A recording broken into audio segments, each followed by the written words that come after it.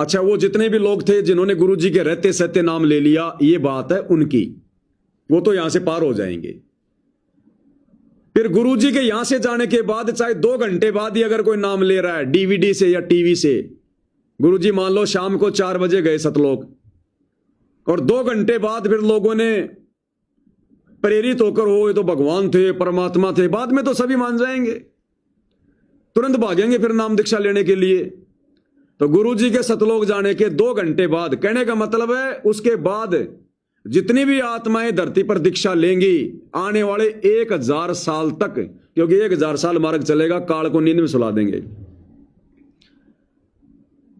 तो गुरुजी के सतलोक जाते ही उस 1000 साल तक जितनी भी आत्माएं दीक्षा लेंगी, प्रथम मंत्र, सतनाम, सारनाम, जो भी परमात्मा देके जाएंगे, जैसी भी भक्ति करेंगे, मर्यादा में रहेंगे नहीं रहेंगे, क्योंकि जनसंख्या थोड़ी हो जाएगी, कोई किसी को दुखी नहीं करेगा, सब भगवान से डरने वाले होंगे, सतयुग जैसा माहौल होगा। तो 1000 साल तक जो आत्मा भक्ति करेंगी, उन आत्माओं को भक्ति करते करते उनके पुण्य बनेंगे, दान धर्म करेंगे, पाठवाणियां करेंगे।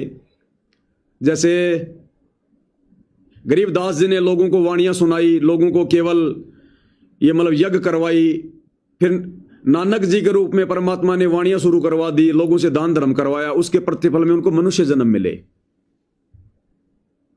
तो ऐसे फिर उन भाई बहनों को गुरुजी के सतलोक जाने के बाद जो दीक्षा लेंगे, चाहे 2 घंटे बाद ही कोई ले ले, 1000 साल तक उनको केवल मनुष्य जन्म मिलेंगे, किसी को 50, किसी को 100, किसी को 10, किसी को 20, उनकी भक्ति के अनुसार थोड़ा वो आत्मा सुख भोगेंगे यहां पर।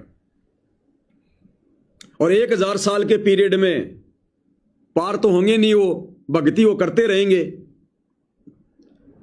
फिर उन आत्माओं से फिर परमात्मा काल का 21 ब्रह्मांड चलाएगा। उस 1000 साल के पीरियड में जो आत्माएं दीक्षा लेंगी, बार बार मनुष्य जन्म भी मिलेंगे, सतनाम का जाप करेंगे, भक्ति धन भी खूब जमा हो जाएगा, उनका मोक्ष नहीं होगा, वो 21 ब्रह्मांड से बाहर नहीं जाएंगी। फिर उनको परमात्मा 2 प्रकार से यूज करेगा।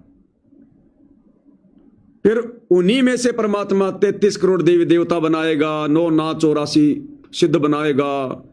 काल के लोक में भी उसके विशेष उसके हंस होते हैं।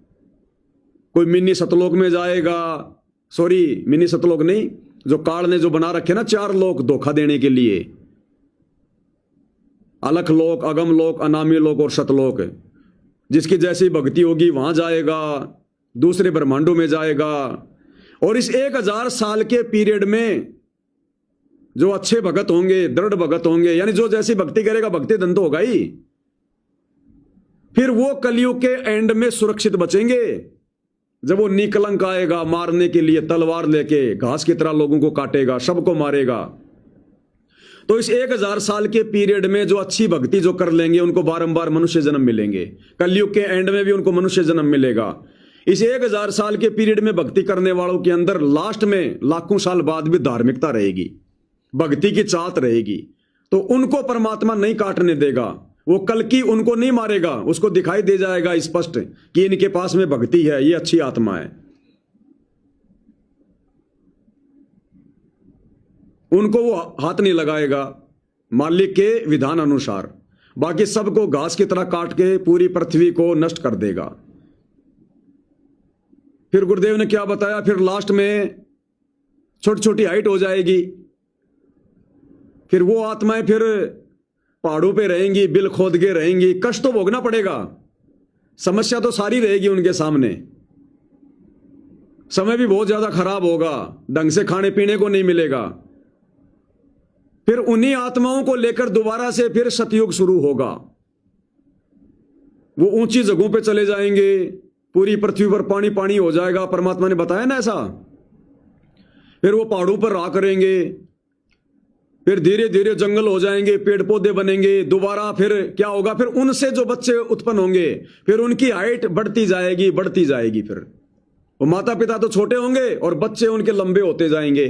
फिर वो सतयुग शुरू हो जाएगा दोबारा से। फिर ये चक्कर चलेगा ऐसे ऐसे ऐसे ऐसे ऐसे।